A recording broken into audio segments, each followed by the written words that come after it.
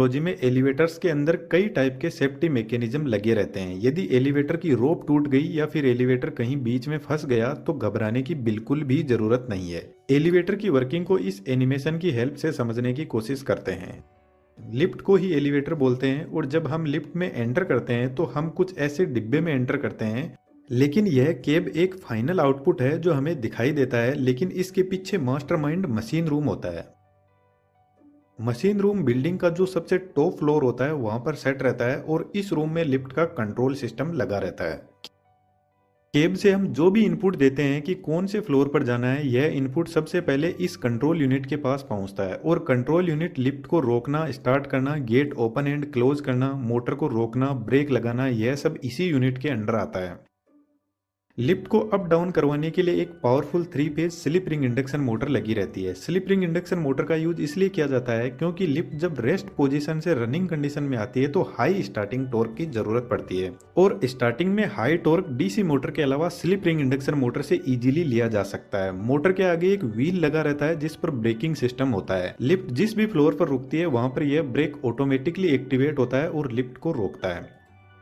Braking system में solenoid assembly होती है। जब सोलेनोइड सिस्टम में इलेक्ट्रिसिटी नहीं दी जाती है तो ब्रेक पैड कुछ इस तरीके से व्हील पर जबरदस्त फोर्स लगाते हैं और व्हील को पकड़ कर रखते हैं। क्योंकि ब्रेक पैड पर लगी स्प्रिंग का फोर्स आ रहा है और जब लिफ्ट को स्टार्ट करना होता है तो सोलेनोइड सिस्टम को सप्लाई दी जाती है। तो इसमें एक प्लंजर लगा रहता है कुछ इस टाइप का और इसके दोनों साइड में सोलेनोइड कोइल लगी रहती है। जैसे ही इन कोइल में सप्लाई मिलती है तो यह इलेक्ट्रोमैग्नेटिक फील्ड जनरेट करेगी और यह कोइल प्लंजर को नीचे की तरफ पुल करेगी, जिससे प्लंजर लीवर आर्म पर फोर्स लगाएगा और स्प्रिंग को कंप्रेस करेगा, जिसकी वजह से ब्रेक पैड व्हील से दूर हो जाएंगे और लिफ्ट चलने। इस ब्रेकिंग मैकेनिज्म के आगे वोम गियर का सेटअप लगा रहता है। वोम गियर हाई टॉर्क जनरेट करने के लिए काम में लिया जाता है। यहाँ पर जो नीचे की तरफ गियर लगा है जो मोटर की शाफ्ट से डायरेक्ट कनेक्टेड है उसको वोम बोलते हैं और इसके ऊपर राउंड गियर लगा रहता है। इस गियर की कुछ खास बात है, एक तो यह वोम और राउंड गियर दोनों का रोटेशनल एक्सिस एक दूसरे के परपेंडिकुलर है। दूसरी सबसे इंपॉर्टेंट बात, सिर्फ वोम गियर ही राउंड गियर को रोटेट करवा सकता है, लेकिन राउंड गियर वापस वोम को रोटेट नहीं करवा सकता। इसका फायदा यह होता है कि यदि मोटर और ब्रेक फेल भी हो गए तो ऐसा नहीं है कि लिफ्ट फ्रीली हाई स्पीड में नीचे की तरफ जाएगी। इस राउंड गियर की शाफ्ट से लिफ्ट का सबसे इंपॉर्टेंट पार्ट जुड़ा रहता है जिसको सीव बोलते हैं। इसी पर लिफ्ट के रोप लगे रहते हैं और एक लिफ्ट के लिए मल्टीपल रोप को काम में लिया जा सकता है। यह रोप स्टील के बने होते हैं और इनकी कैपेसिटी कार के मैक्सिमम लोड से 125% ज्यादा होती है। अब यहाँ पर जो रोप का सेटलमेंट है वह बड़ा ही इंटरेस्टिंग है। एलिवेटर में स्टील फ्रेमवर्क को यूज में लिया जाता है जो कुछ इस टाइप का होता है।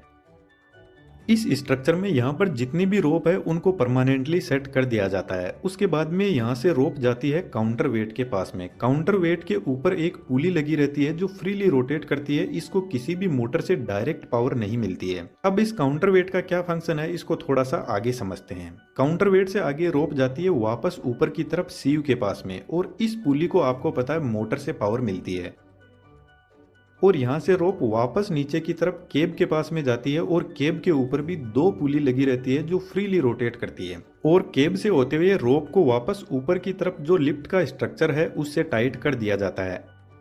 अब ओवरऑल इस रोप का स्ट्रक्चर ऐसा होता है, जब केब यानी लिफ्ट नीचे जाती है तो काउंटरवेट ऊपर की तरफ जाए। Back to the point, counterweight basically system को बैलेंस करने के लिए होता है ताकि मोटर ओवरलोड कंडीशन में काम ना करे, लेकिन असल में यह एकदम बैलेंस कंडीशन में नहीं हो पाता है। मानकर चलते हैं इस कार का वजन 500 केजी है और 500 केजी का हम साइड में काउंटर वेट लगा देते हैं तो सिस्टम बैलेंस हो जाएगा। लेकिन जैसे ही लिफ्ट में 2 आदमी बैठेंगे तो यह फिर से अनबैलेंस हो जाएगा। तो हमारे पास में एक तरीका तो है इसके अंदर वेट रखा जाए बैलेंस करने के लिए, लेकिन चलती लिफ्ट में यह कर पाना पॉसिबल नहीं है। इसलिए मानकर चलते हैं केब का वेट 500 केजी है और इसकी लोडिंग कैपेसिटी 1000 केजी है, तो काउंटर वेट साइड में रखा जाएगा। कार का weight plus half of total capacity होता है, यानी साइड में काउंटर वेट 1000 केजी रखा जाएगा। अब यदि लिफ्ट खाली है तो काउंटर वेट 500 केजी ज्यादा है और लिफ्ट फुल होगी तो 500 केजी कम हो जाएगा। इसका मतलब है लिफ्ट हमेशा अनबैलेंस ही रहती है। फिर भी काउंटर वेट को लगाया जाता है क्योंकि लिफ्ट ना ही तो हमेशा खाली रहती है और ना ही हमेशा फुल रहती है, तो मैक्सिमम टाइम लिफ्ट बैलेंस रह सके और मोटर को अननेसेसरी लोडिंग से बचाया जा सके, इसलिए काउंटर वेट लगाया जाता है।